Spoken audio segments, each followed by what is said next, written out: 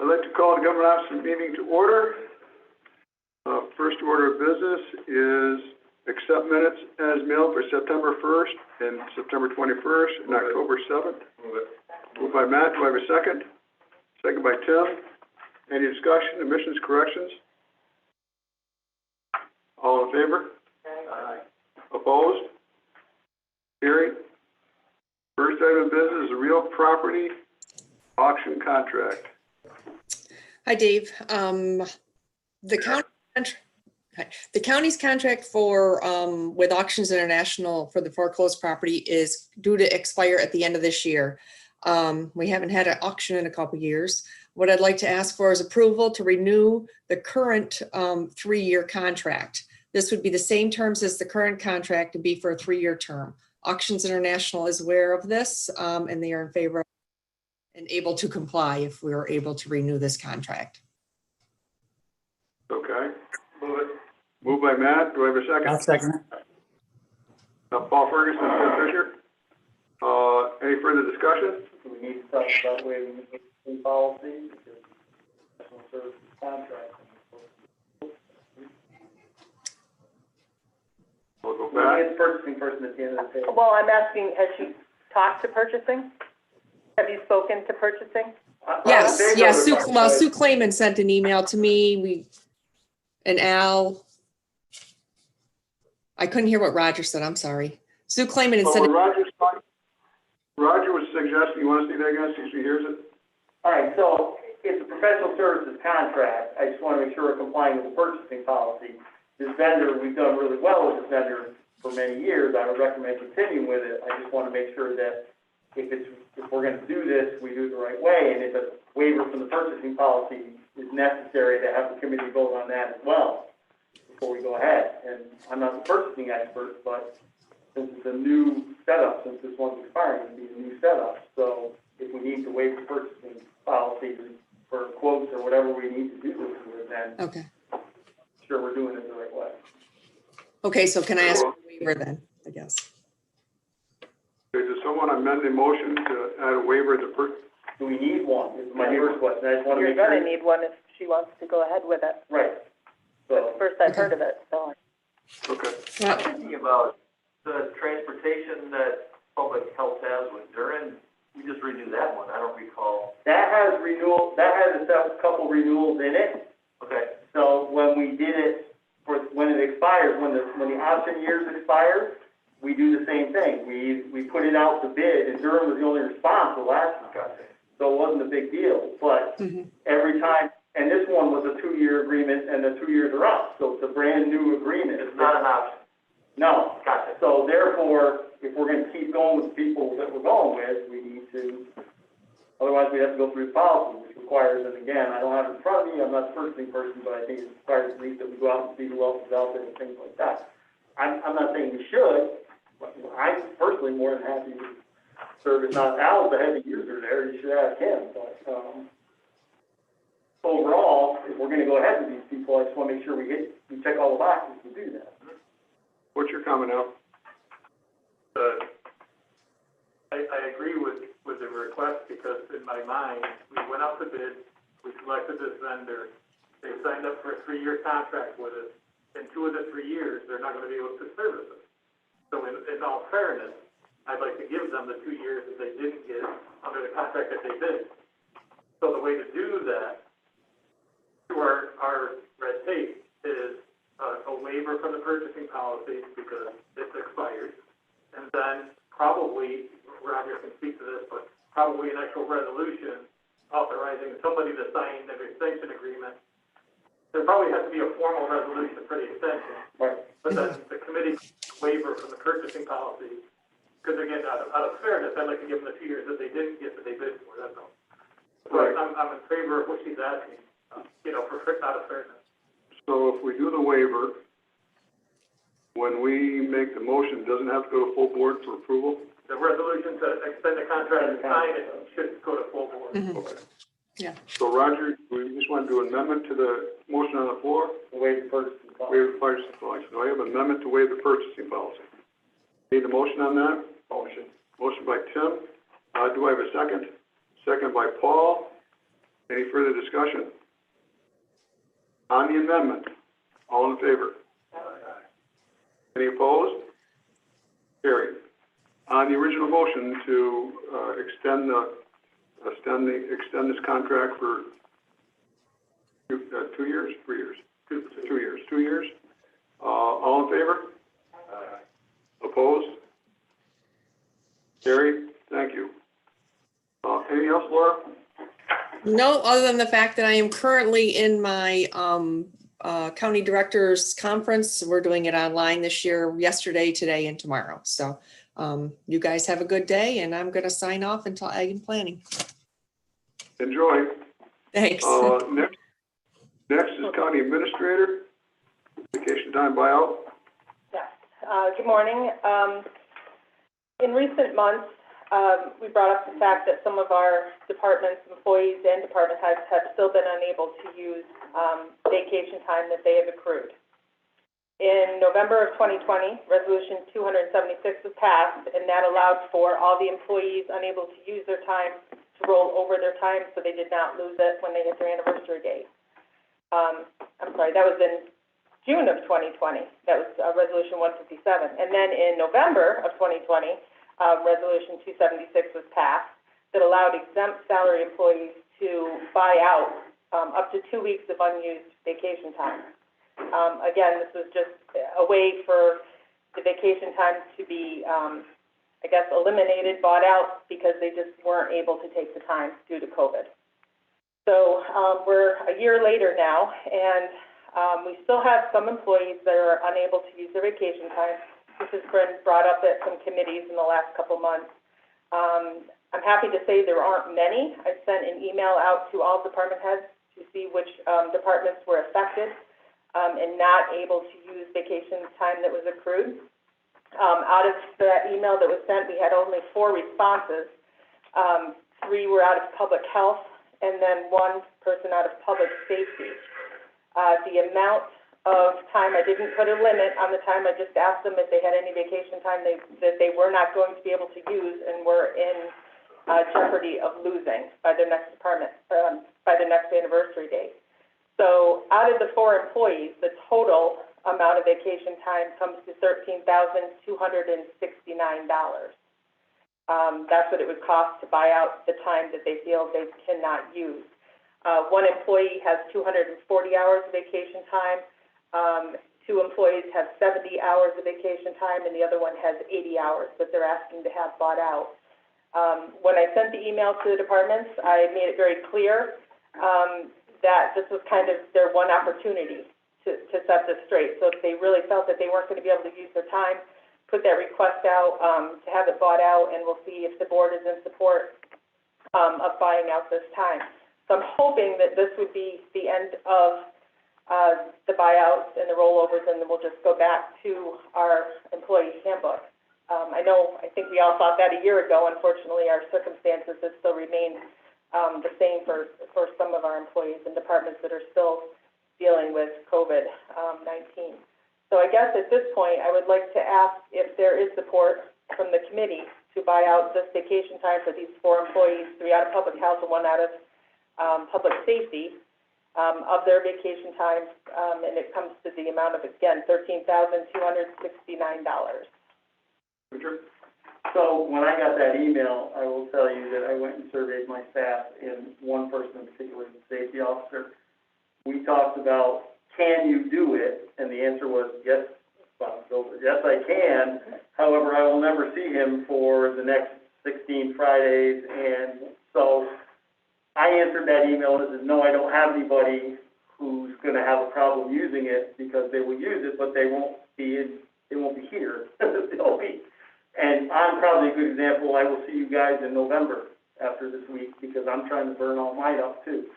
So I'm not sure it was taken, how that was taken. So limiting it to those people, I think you're going to get people like me that might go, hey, it's a crunch for me to do it. They can do it, but it's going to be difficult to do. So I think we're back to and I'm not faulting you for the email or anything else, but when I first at least read it, I read it as you know, I went to Phil and I said, can you do it? He goes, I can do it.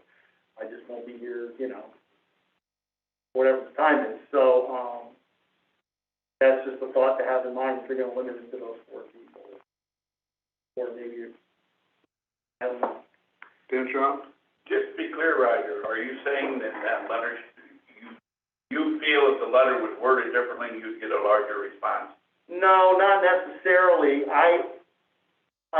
My understanding was when it was asked if there was gonna be a buyback, it's like, we're gonna talk about it today. I didn't realize we were just gonna only talk about those 4 people, I guess is the way. So when I said, look, it came across as, can you do it? It's like, sure, they can do it, but it's gonna. So you think it should, but in all reality, you think there'd be more people that will want it if it's worded differently? Well, I think everybody's gonna want it, Dan. That's the problem. And the question is, how do you, because.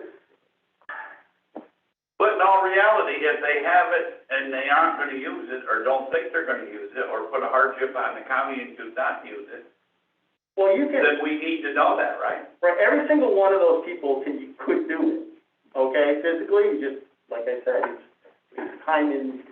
I understand that, you've made that point clear. Well, I'm just saying, you think her data will change if a different letter went out? I don't know. I don't know how, I only know how I read it, to be honest with you. So I have to interject a little bit, because vacation time has to be approved by the department head. So if it's a hardship on the department, and I can't let you take your vacation time, I'm not gonna approve you to take your vacation time. So when I put the request out to the department heads and asked them to look into their department, I didn't just send it to all the employees, because it's not like, oh yeah, I'd rather just get paid for it. It's gotta be the inability to take that vacation time, and that's what I was trying to focus on. Not just, oh yeah, we just wanna buy out and get all these checks because we don't wanna take our vacation time. I don't think that that's really gonna be the case across the county. I sent out 2 emails. The one was, you know, just to say that this was an option. Who do you think, would be interested? And then the second one, again, I got the same responses. I didn't get many. Larger departments, I didn't get any, which I'm, you know, was kind of surprised, but I'm glad to see that they're able to take their time. These people are just, you know, extremely, involved in the COVID-19 response. If, you know, the county attorney has one that he would like to add to the list, I could see how that, you know, could be doable as well. But I think you're probably gonna wanna know the amount of money that's associated with it before you decide you wanna do it. So that's what I was trying to get you.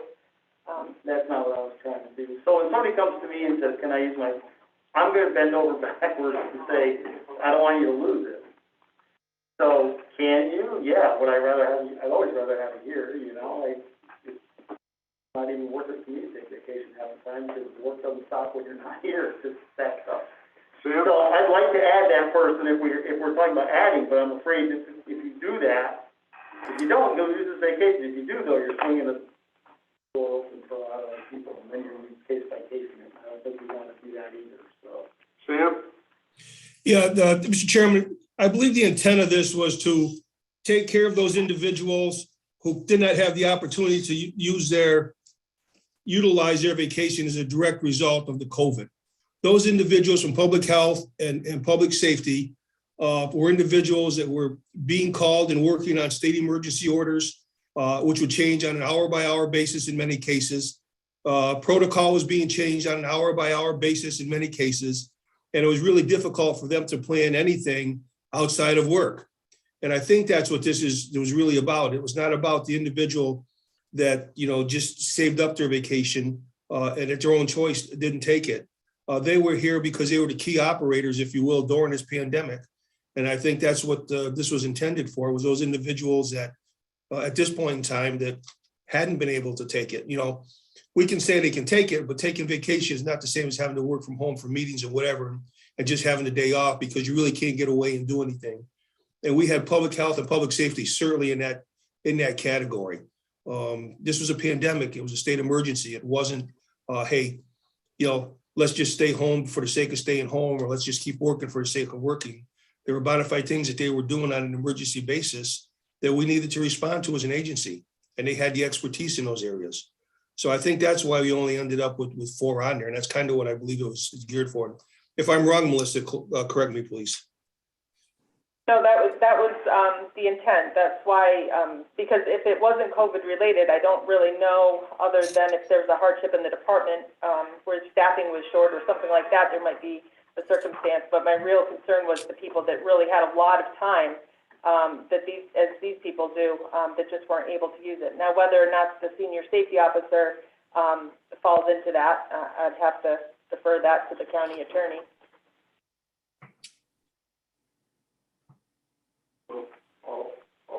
Paul? So after listening to the discussion, I just want to say that I support this. So what direction does the board want to take? We can entertain a motion to, Is that a motion, Paul? Yeah, that's a motion. I'm sorry. okay. Second by Matt. Any further discussion? Dan? Just cleared up in my mind, what's the motion, to pay what? Authorize that $13,000 some dollars. That's correct. So that doesn't deal at all with what Roger said. So if you're out, you're out. That's fine. Okay, I'm just trying to understand the motion. I don't get to vote, but I'd like to know what we're voting. Well, does this have to go to the full board? The resolution, yeah. Okay, so let's go to the full board. All in favor? Aye. Opposed? Hearing no opposed, motion carries. Chairman? Yes, Al. Debbie, Mr. Hatt is in the bottom right corner on his phone. He couldn't get on to his computer. Do you want to make sure you had him here as attending the meeting? Yeah. Okay.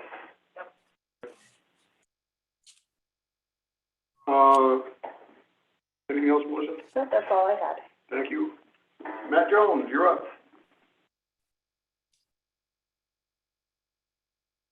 Okay, we got a couple things today. I think, at the request of the chairman, we're gonna discuss the capital plan. I don't know if it got on here, if we can bring it up. I think there's a few of us in here, between Linda, Al, and myself, that could answer any questions, but I believe the discussion is gonna, be about if we think it may be the right time to move, like a DPW shop engineering forward a few years. I'm gonna leave it at that, for Dave, get his answers and make their discussion. Well, one of the things that happened in the capital plan is that we got the stimulus funds came up, and we decided to use some of the stimulus plans to pay for the DPW garages, and we're going out to loan. After that meeting, there was a conversation come up that said, well, if we're doing that, should we consider moving one of the other barns up? And at least, is there economy of scales in doing some of the parallel things together? Is there an economy of scale and enough savings that said if we move that building up, process up 2, 3, 4 years, would there be substantial savings to the county and the taxpayers to do that? So that's where the conversation came, and we were going to talk about it last government house meeting, but then because of the budget, we deferred it. So I think that was the conversation that took place, and I'm really looking at advice and conversation from Matt on what his considerations are and what is possible or not, and then, of course, the committee's conversation on it. So, but I think in one of our studies, this was higher ranking than, at least one of the, wasn't higher ranking than 400. That was a decision at the time amongst the county administrator, DPW, and myself, buildings and grounds, how we prioritize, what the overall plan of replacing DPW buildings was. So at the time, I believe it was Middle Falls, and that where it got to with 40 on our third. After further discussion, over a year's time or whatever, DPW and Deb, they spoke up and said, listen, my outbuildings are probably my biggest concerns right now, those two outbuildings, Middle Falls and Fort Ann. Board all went for a walk through those buildings.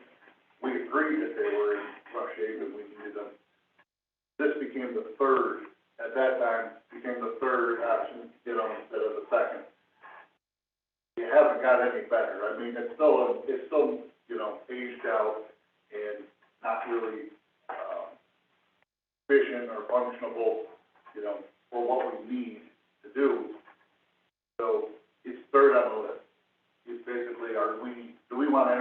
trying to do this quicker. I think it's, the engineering for it is 2024 on the, capital plan, which is always a placeholder, because we discussed it, it's nothing like it's guaranteed in 2024.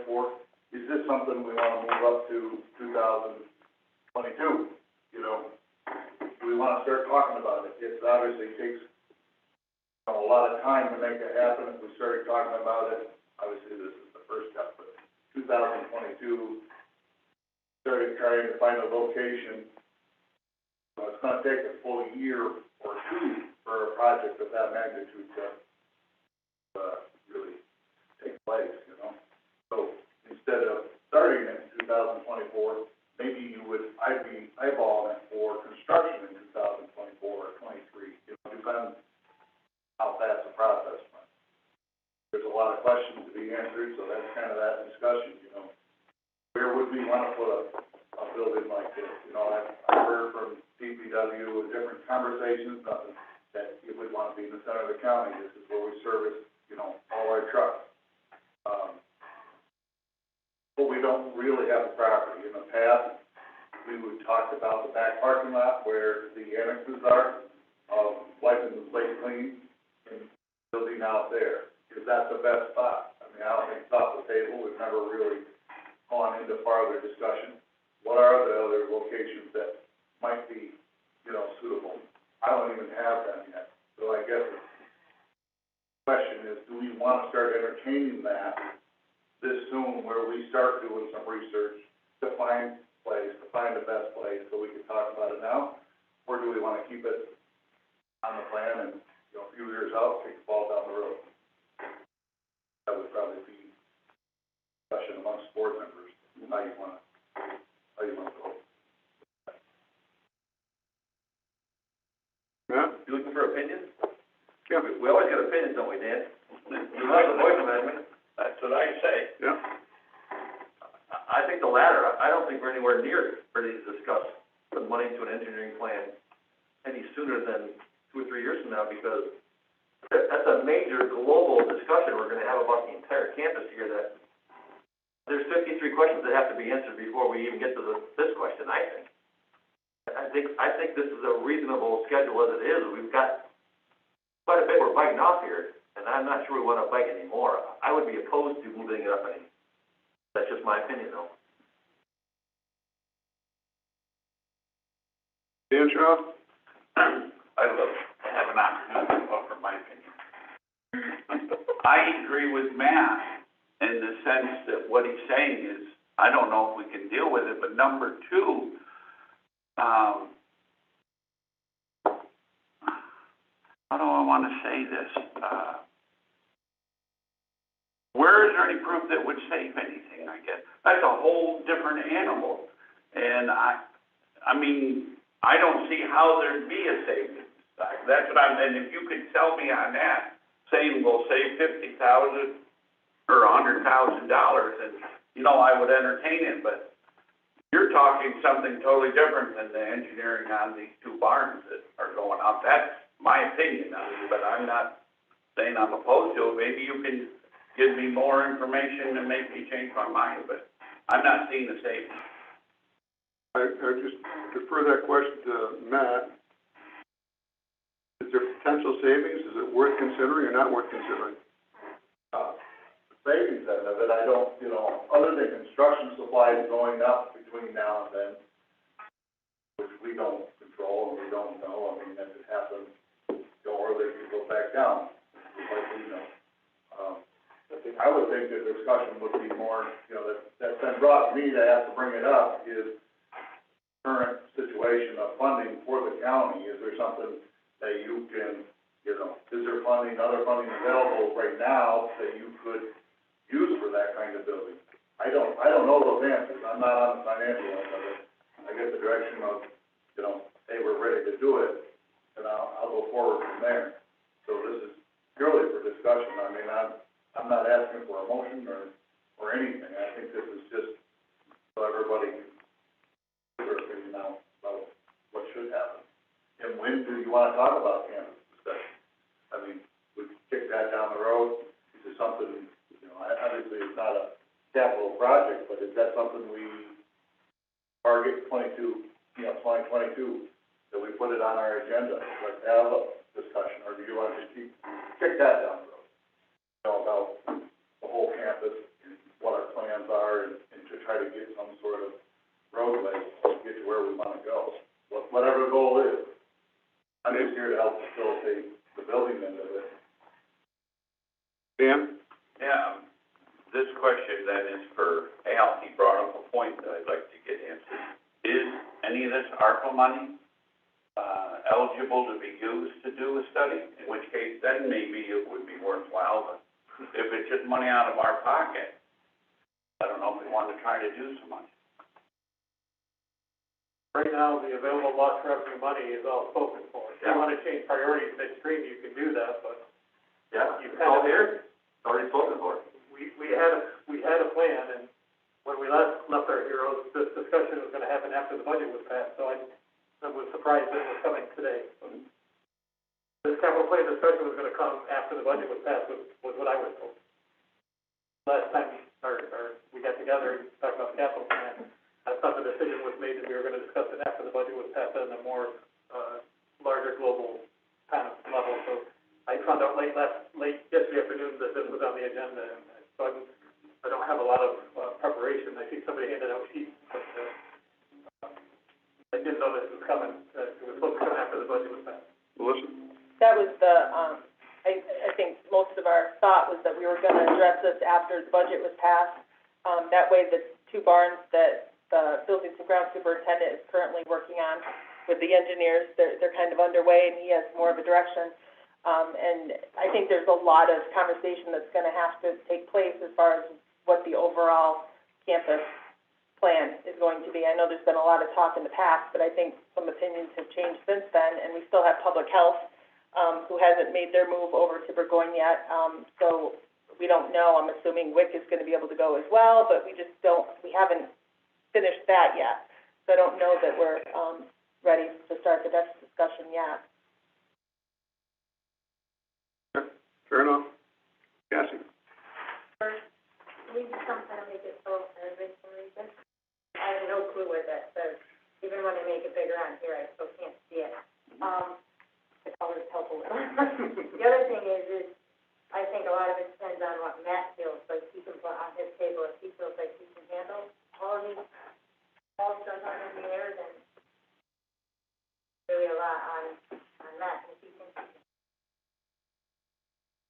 he can. But yeah, I agree. Yes, it's okay.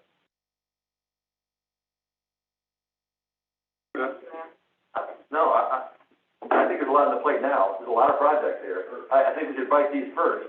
Yeah. It's nice to have it down there. Again, this is a plan, it's a wish list. Oh, yeah. And we're not locked into anything. There's still a lot of questions to be answered on what's gonna happen out here. You know as well as I do, Matt, 2 years from now, something could come up from a capital standpoint that we didn't plan on, that we said, oh my gosh, we need money for this, but we've already committed to something else, that's not a good thing. And plus 2 years from now, or 2 years and 3 months from now, there could be half a new board on here that could change their mind. So I wouldn't want to rush into this at this point. I don't think we're ready for it at all. I don't think the building part of it is, but I think in 2022, I think we should start talking about what the plan for the campus is, so there's some sort of roadmap. It doesn't mean that it's building or anything, but we should start talking about what is the overall path, and it doesn't have to be a big study, it has to just be a discussion of, you know, so everybody is on the same page, because like you just said, the board changes, and what I find is some people already know it, some people don't yet. You know, I think it's something we talk about that plan, and it changes, just like you said, 2 years from now, not even be able to do it, you know, so it might have to go 4 years, but I think it should be a fluent conversation where we discuss the items that are on there, and as they're coming up, maybe a little ahead of time. That is 2024, we probably should talk about it before 2024, if it's, you know, if it's feasible. Because I'm not talking about this building, man, I'm talking about the whole campus and everything from how many employees that we have. Drainage, everything. Right. That's a master plan that we we're not even at step one yet on. Right. You could almost spend a whole day workshop talking.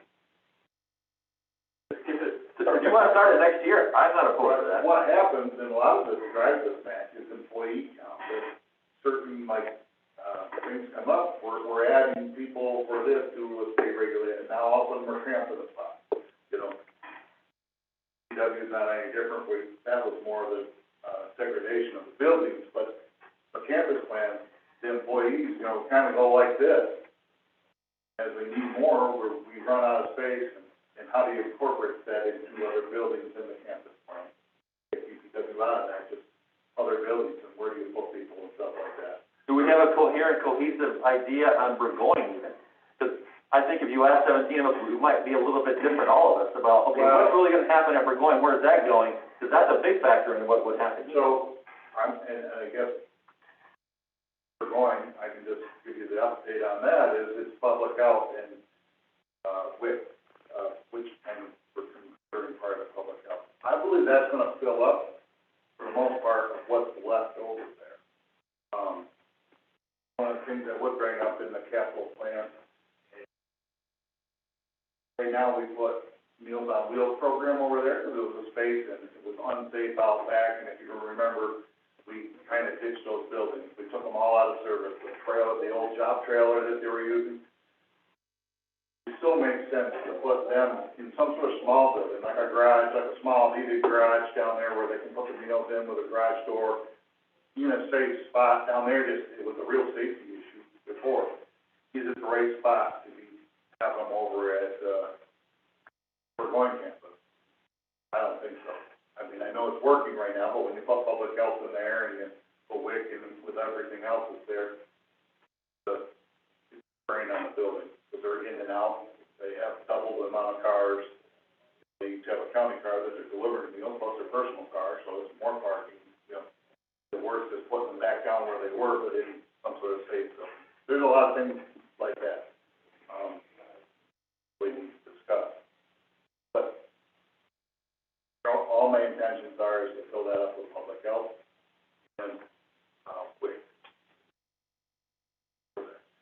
And I would say it might not fill it completely. There might be another classroom size or something for another department or something, a smaller department over there down the future, or in the future, but I think right now, I just sent over yesterday to the, engineers, a mock drawing of everything and how many people would go in each space, and then he has to submit that to New York State.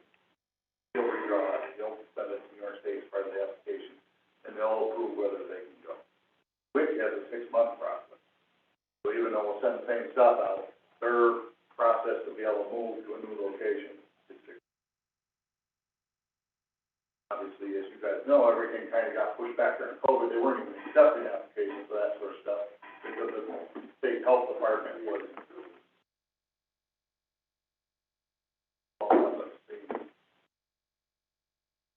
I don't know if there's any other questions about the point. I can answer them, but that's the plan. I think it's been the plan. Nothing's changed. Other than COVID has made it a much longer process than we ever thought. Like, it went right off the table for me for almost a year because we couldn't do anything. And then as we started moving forward, I've been able to start working on it. So I think you're gonna hear more about that soon. So I think the thing that came out of conversation is the fact that we really need to move up the evaluation of what this campus is and where potential buildings would go, and that should start next year. Yeah, that's fine with me. Albert? Would it be appropriate to ask Matt to kind of put together a priority list for the committee? What I mean by that is, there's some things that Matt needs, there's decision points that Matt needs to move certain projects forward. Mm-hmm. Would it make sense to have him come back and say, okay, board, I need from you a commitment on public health and WIC. I need a commitment from you on cooperative extension. I need a commitment from you on Meals on Wheels, like lay out, like a timeline. Okay, board, I need these 3 things in the first quarter of 22. I need these 3 things mid-year. Like, would it make sense to have Matt give you a priority list of what he needs from you to complete at least what's in motion already? Does that make any sense at all? I already had the have a commitment to public health. Right, I'm just using that as an example, Yeah, like, I just went way in the wrong direction, right.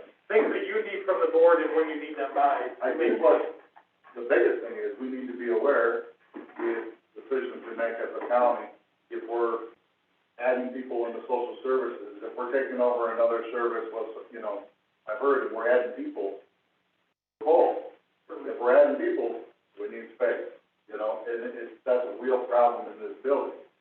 Some of the DPW, how it links to some of the DPW buildings is, if you did something like this, would you have administration offices in there, which is open space in this building, instead of building the building just for something else, or renting space, every decision we make, and it's not just ones we make, it's mandates, but they say, Roger, you need 5 more people next year.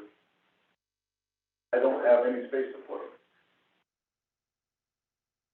I'm just thinking Roger because he's close to me, but it could be anybody, if one of these 5 more people next year. We don't have a spot to put them, so this is how it all envelopes into, envelopes into a building or a campus plan. So, getting back to Al's question, taking out the departments, is that something that you think would be useful to you?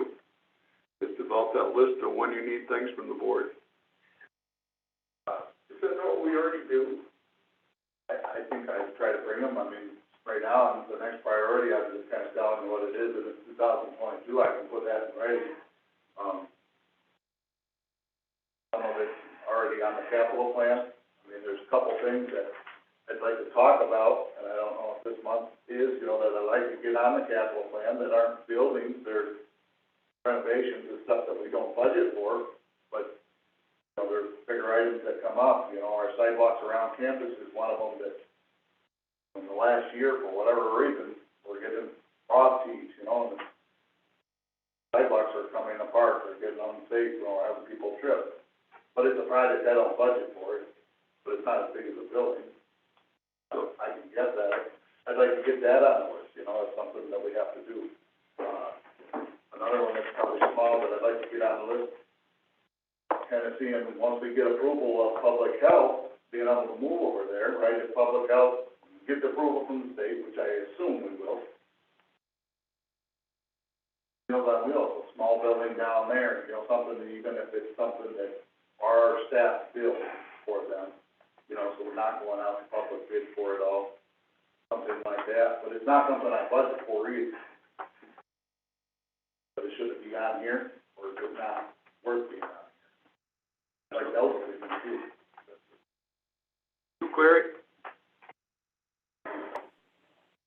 Matt, a couple questions. Board of Elections, absentee ballot, is that going to be in Burgoyne Avenue for the Board of Elections, and how for elections, early voting? Early voting's gonna be there. Yeah, so that's included there. Also, with Moderna boosters being approved, quite a few Washington County residents had the Moderna vaccination. Will we use that building again for booster shots? I would talk to Jim for Public Safety and the chairman. It's always available, just to set up the same way we have in the past. I don't know if it's in their plans to or not. Dave, you want to respond to that? Yes, the question to that, Supervisor Clary, is a yes. That's going to be the initiative. We will still end up doing some pop-ups around to make it easier on some of the people who can't travel, those types of things. We will still probably end up with the home visitations like we did in the past for those that were homebound and couldn't get out.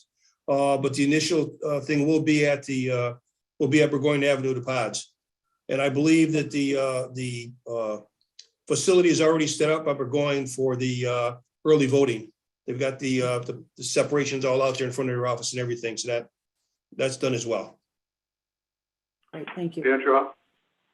Yeah, I was wondering, Matt, if you could, and maybe you have to take time and write it all down, or can you, it's a simple answer to my question, is what is left over there, call it the annex area, where Cornell Cooperative Extension, what do we have left over there that needs space? If you were to move that out of there, I mean, I know you're moving stuff Public out, health and WIC, huh? if I was moved, if we're, you know, our plan is to move public health and WIC, the only thing that remains in that building is Cornell, and that is a discussion, that's a valid discussion. What, you know, I believe the agreement, maybe Minister knows a little more, is I think they pay rent on that location right now.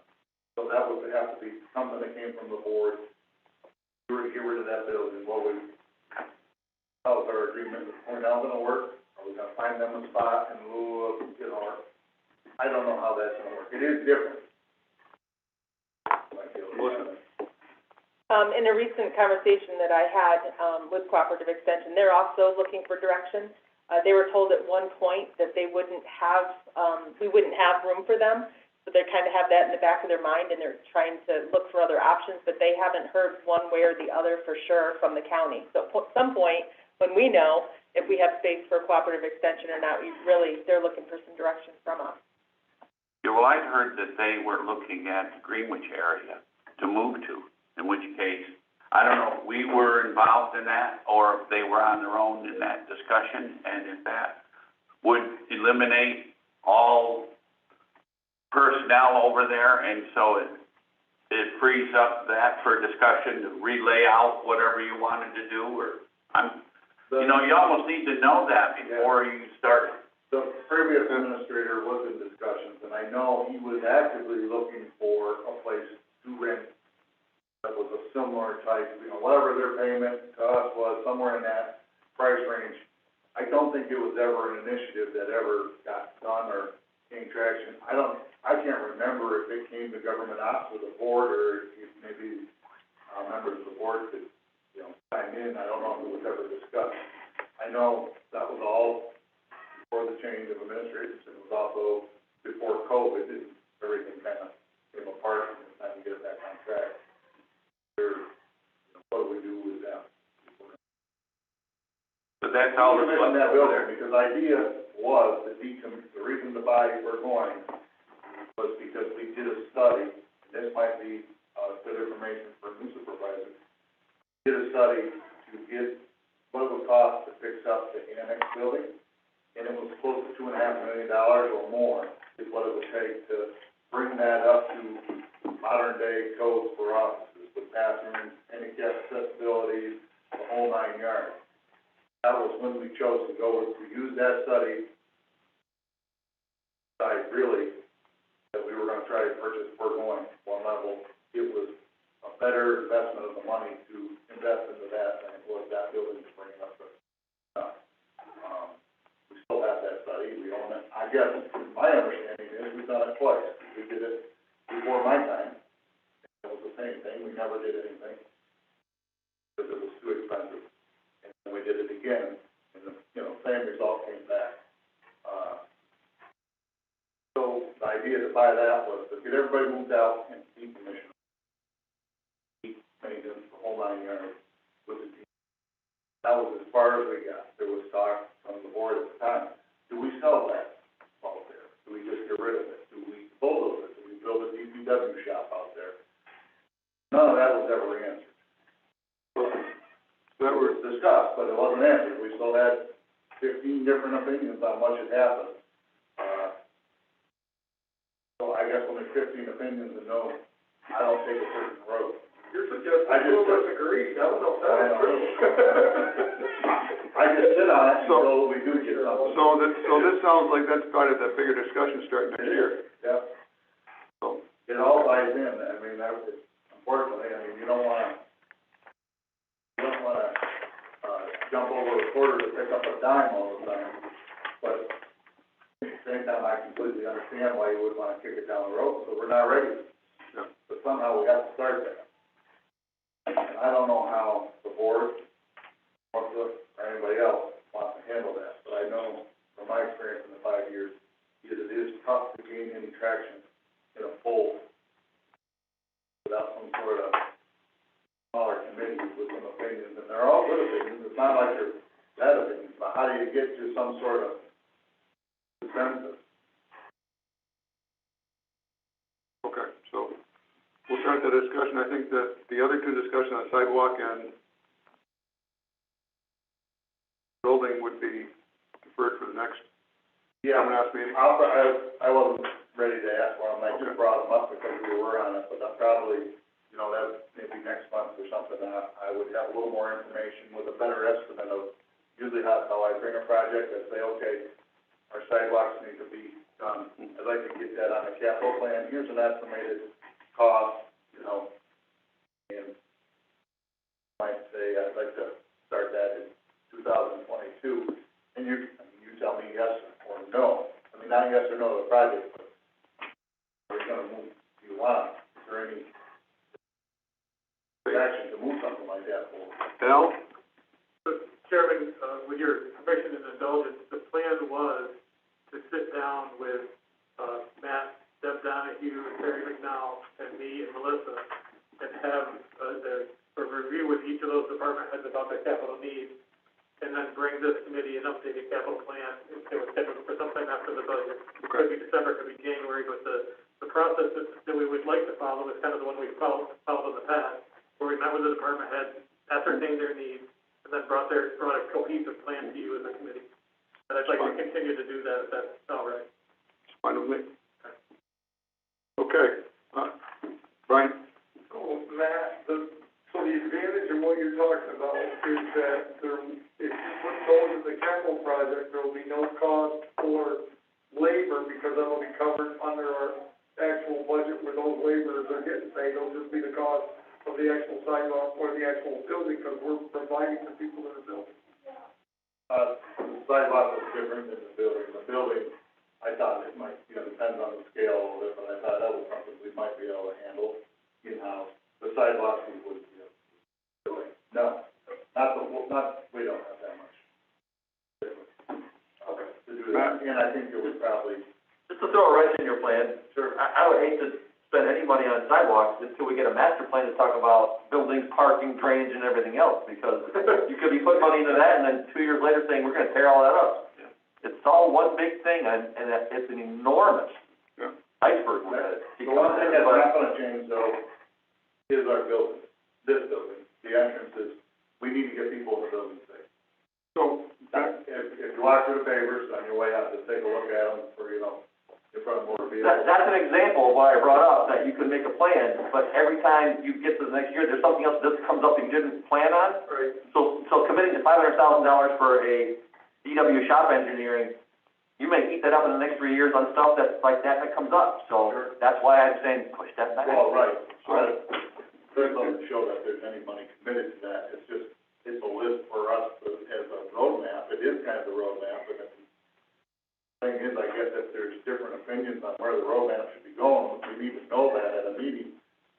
I can't be following this for a year to find out that The map changed. The map's gonna change, this is the plan. Well, I understand, but if there's no interest in doing it, then. Right. I don't have an interest yet in spending $10 million on revamping that entire DPW area until you show me why we've gotta spend $10 million on that. You showed me why we gotta do something in Easton.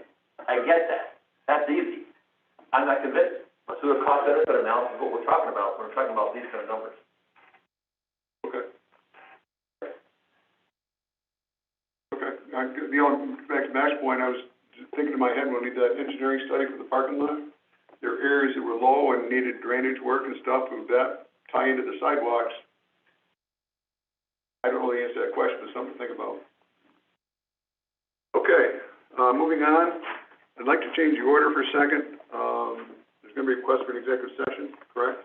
I would like to get Argyle well property done and the other piece for Roger had before going to executive session. So,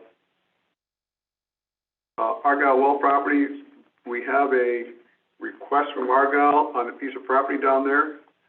Has everyone been able to look at the letter? Roger? It is what it is. The easements are done, as I told Mr. Henke, so, there you are. Your request was to send a letter to Argyle, Argyle sent a letter to us. So now the ball's in your court. So I think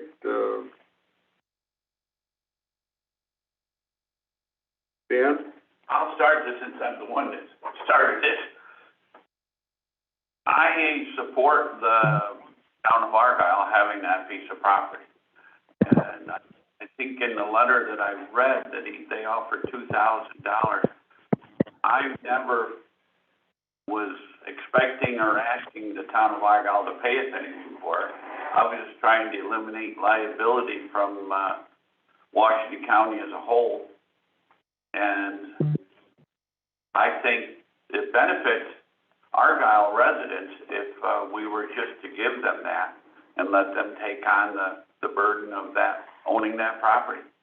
So I know I'm not on this committee to make any motions, but I would say we should turn it over to them. If it's as simple as that, Roger, is it simple to do that? And now that the easement's cleared up? Uh-oh, here comes the word simple. It actually is just that easy, Dan. It would be subject to the easements that already exist there. Right. For the water line. So Some of the easements, it would also be subject to the village's easements to put their wells in, because that's a village well system. So the town would be taking it subject to the existing easements. There are the easements for centers and the easements for the village well. So I guess my question to you, Roger, is it a simple board resolution that would come out of this committee that says we want to deed that over to the town of Argyle for $1 and we're out of the picture, totally up there? Yeah, there's an exception to the bidding requirement if you're relating it to another municipality, so it would be that easy. Do you have any questions or anyone want to make a motion on this? I'll make Dan's motion for him. Thank you. Cassie makes Dan's motion. Thank you. Do I have a second? John Roselle, he is on this committee. Good, okay. I got a second from John. Any further discussion? Dave, Dana Matt? Happy. Go ahead, Dana. Matt was first.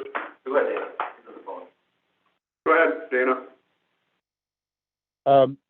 I'm opposed to giving this real estate away, and a good example is we recently had discussion about the shoulder machine, whether we should give it away.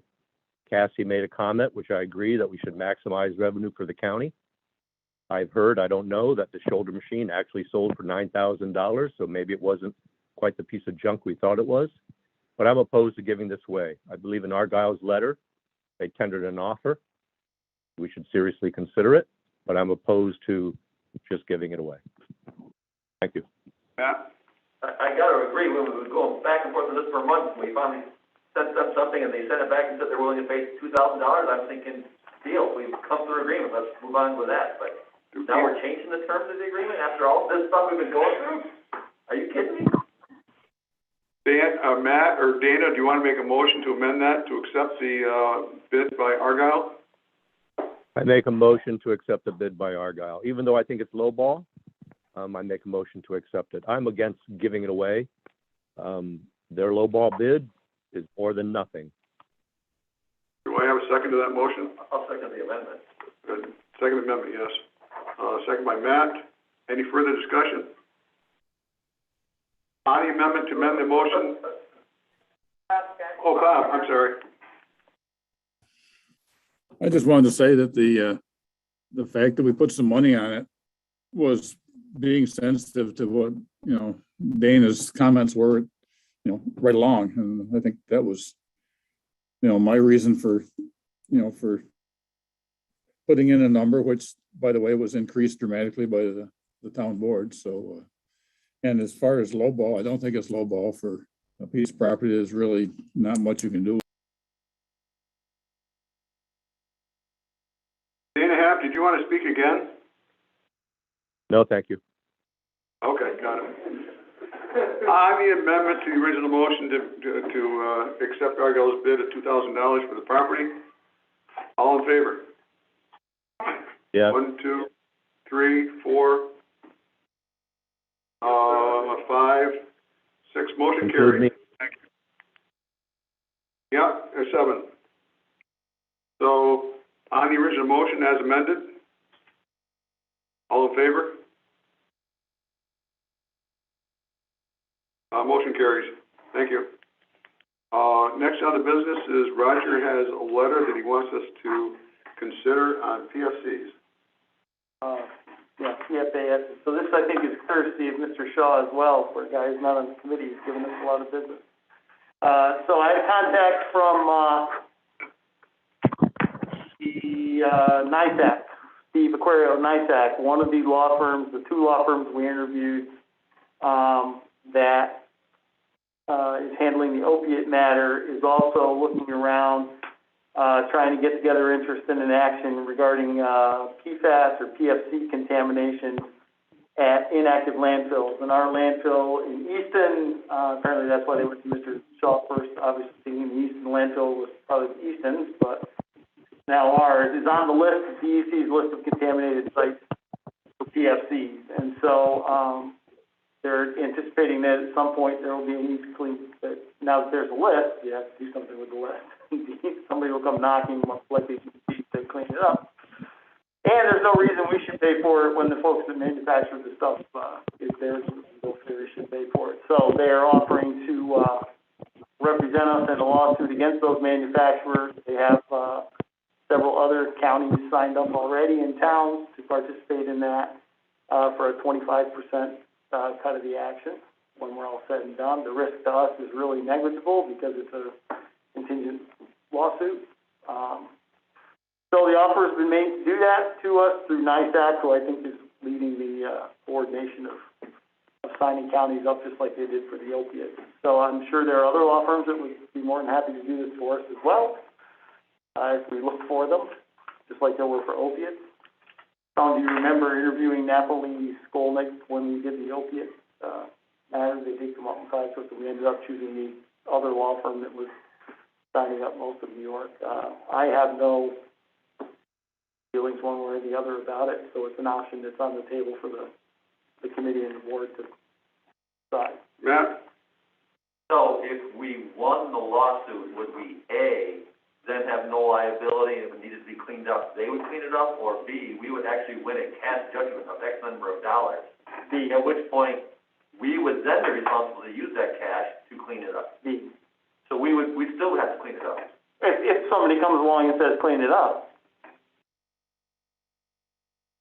And we don't know what that cleanup costs are, and we don't know what we'll get. We're hoping they're somewhere near the same. You'd like to think that. I'd like to think that. Right, so what I would tell you to do is take any recovery you had, put it aside for the day when it came, you would be able to do that. We've had problems down there before. We've already been sued by one adjoining landowner over a well contamination issue many years ago now, I think. Brian? So is this where it all comes down to the end, and there's gonna be a lawsuit, and they decide they settle if you put a solar array on it? They've been trying to do solar arrays to us forever, Yeah. that's damn landfill. I I'm just wondering if that's their new angle. I think this is a law firm that sees the opportunity, another opportunity like they did with opioids, like they did with tobacco, like they did with lots of these other sites. I heard it's another solar array when you get to it. Yeah. Well, that's not to say there won't be an attempt to put a solar array on it or near it. Dan Hogan? Hey, is that property in Easton, is that a county-owned property or a town-owned property? It is actually the landfill itself. Matt will tell you there's all kinds of interesting property issues, but the actual mound of garbage is a county-owned property. We took that landfill and the Fort Ann landfill over back in the either late 80s or early 90s before my time as part of a comprehensive waste disposal plan that didn't actually work out the way it did. So we own the Easton landfill and we own the Fort Ann landfill, despite the names. So, hey, Dave, I got a quick follow-up. Yep. And you might be able to help me with this because I'm drawing a blank on it. The IDA park had an issue with PFOAs, correct? Yes, but that was on land owned by private property. Okay.